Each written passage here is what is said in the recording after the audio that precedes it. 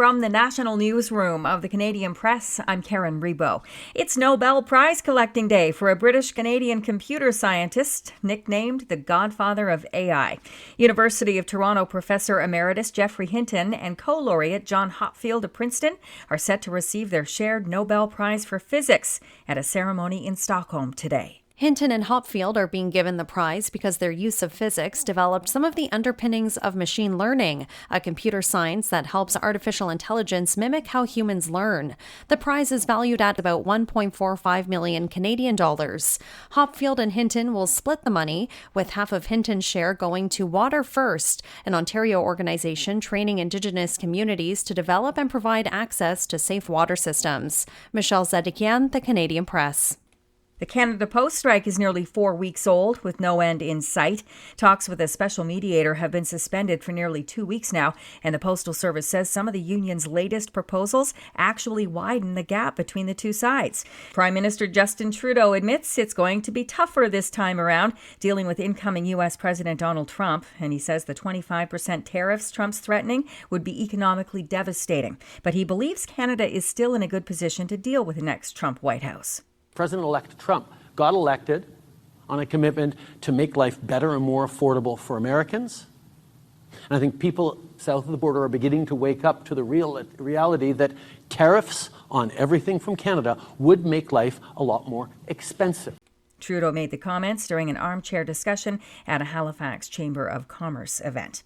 Israeli Prime Minister Benjamin Netanyahu is on the stand this morning in Tel Aviv in his long-running trial for alleged corruption. Mental health specialists say while many kids and teens are looking forward to the holidays, others find it a difficult time filled with anxiety, stress, and loneliness. It's something experts say they watch for when school pauses for the winter break.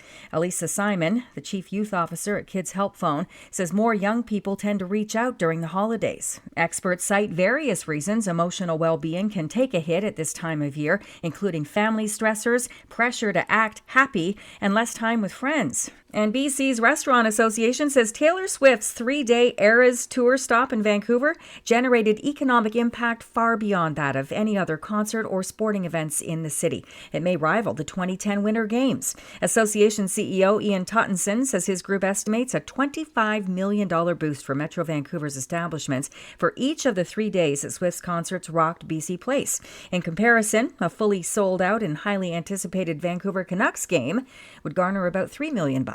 It's not even believable almost. It's such a huge impact. I was out a little bit on Friday and Saturday, and every place I went to was absolutely lined up and packed. This is the Canadian Press. In sports, the Toronto Raptors were edged at home last night by the New York Knicks, 113-108, and the Raptors lost a key player to injury, too. All-star forward Scotty Barnes sprained his right ankle and was helped off the court by teammates in the third quarter. Toronto head coach Darko Rajakovic later gave an update on Barnes' condition. We did x-rays. They came out negative. So we'll see how he feels in the morning and go from there. Barnes missed 11 games earlier this season because of a right orbital fracture. Just 3 games in the NHL last night. Patrick Laine scored a goal and an assist in regulation time, then added a goal in the shootout to help the Montreal Canadiens beat the visiting Anaheim Ducks 3-2. The Detroit Red Wings snapped a 5-game skid by rallying to beat Buffalo 6-5 in a shootout, and the Chicago Blackhawks beat the Rangers 2-1.